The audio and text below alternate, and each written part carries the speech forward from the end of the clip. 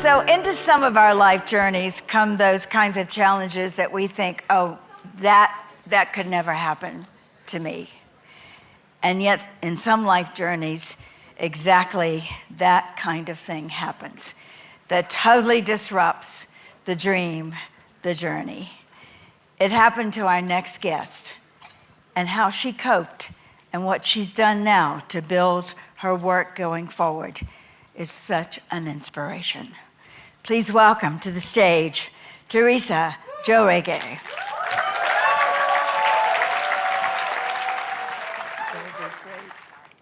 I feel voiceless. I feel betrayed.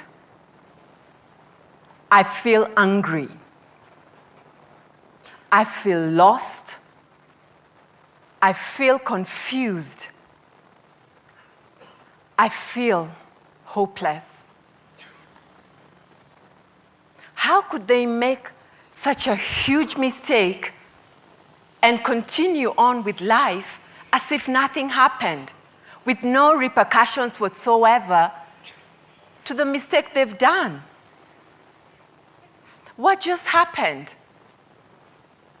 How did I move from being in the respected financial sector, working as a premier manager in the banking sector, having put in such concerted effort in my studies to get there,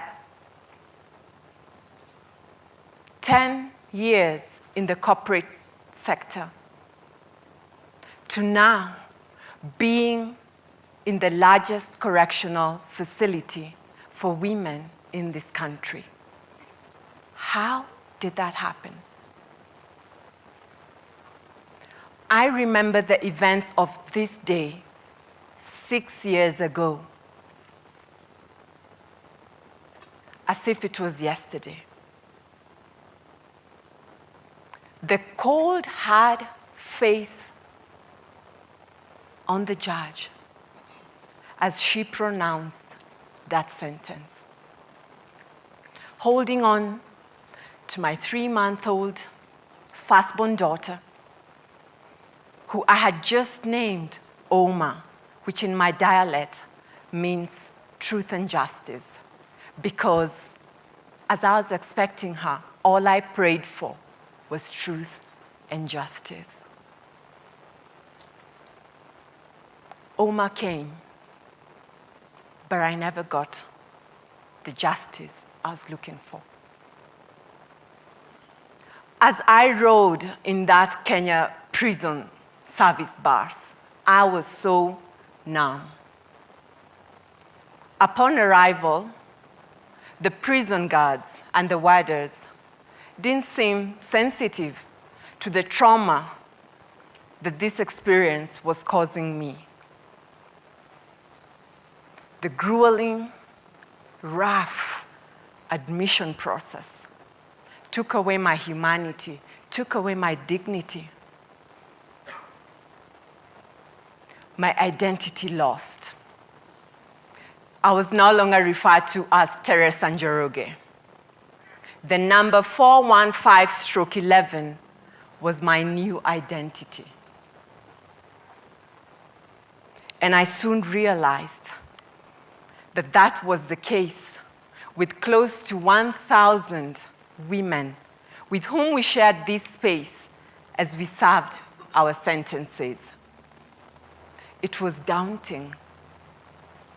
A million butterflies in my tummy, wondering, how will I protect my daughter in this place?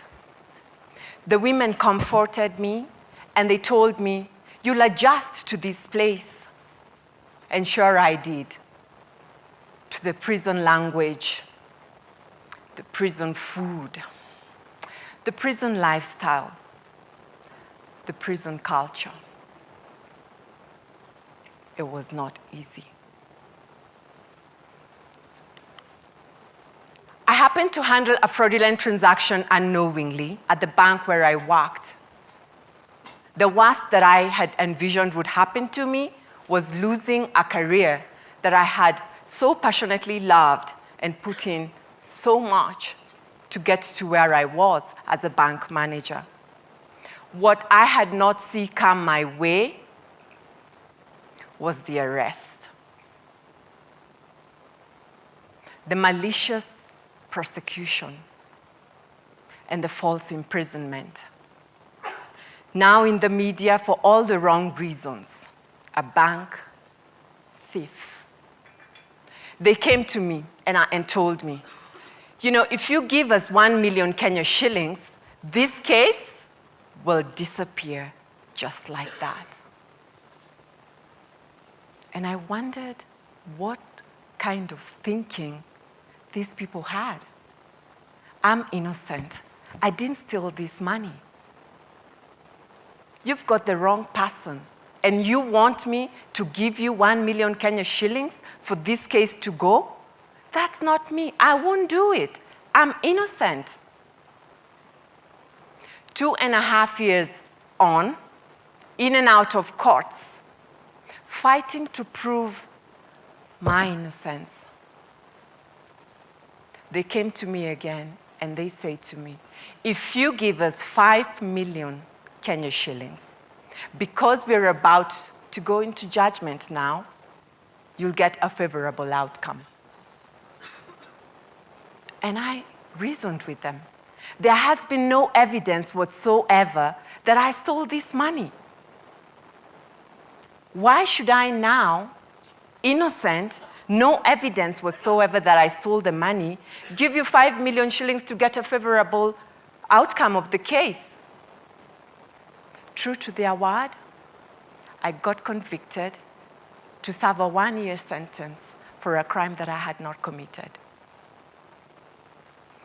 As I adjusted to life in prison, I singled out Tabitha from the crowd. She would never engage with the conversations that we were having.